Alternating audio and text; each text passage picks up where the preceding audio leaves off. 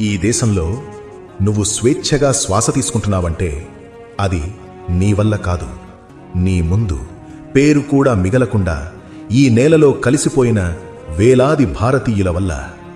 నీకు తెలుసా, ఈ దేశం స్వేచ్ఛగా ఉండడానికి ఎన్ని కుటుంబాలు ఒక్క రాత్రిలో మాయమయ్యాయో?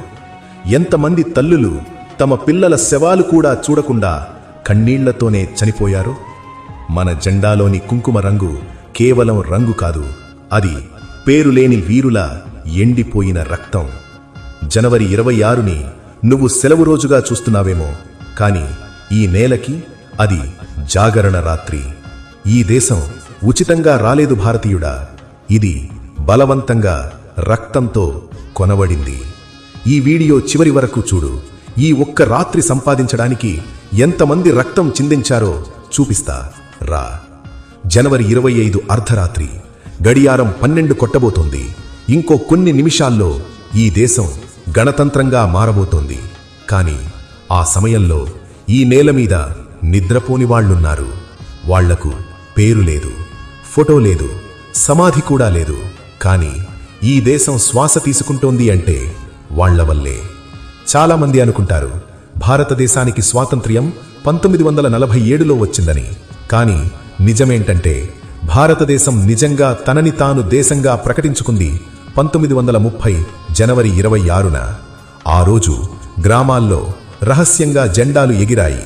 ఆ రోజు యువకులు ప్రమాణాలు చేశారు, బ్రిటిష్ పాలన కంటే మరణమే మంచిది అని. కాని ఆ రాత్రి ఏమైందో చరిత్ర పుస్తకాలు చెప్పవు. ఆ రాత్రి కొన్ని గ్రామాల్లో తలుపులు తట్టలేదు, నేరుగా పగులగొట్టారు. పురుషులను బయటకి లాగారు. స్త్రీలు ఏడుస్తుండగా, పిల్లలు భయంతో వణికిపోతుండగా కొన్ని కుటుంబాలు ఆ రాత్రితోనే ఈ ప్రపంచం నుంచి మాయమయ్యాయి. వాళ్ల పేర్లు ఎప్పుడూ రికార్డుల్లోకి రాలేదు. ఈ దేశంలో అలాంటి వాళ్లు లక్షల్లో ఉన్నారు. ఇప్పటికీ ఈ దేశంలో దాదాపు 90% మంది ఆ బలిదానాల గురించి తెలియకుండానే జనవరి 26 జరుపుకుంటున్నారంటే ఎంత దౌర్భాగ్యమో. ఏంటి, కోపం వస్తుందా? ఖర్చు లేకుండా వచ్చేది అదొక్కటేగా. 1947 వచ్చింది, బ్రిటిషులు వెళ్ళిపోయారు, దేశమంతా ఆనందం.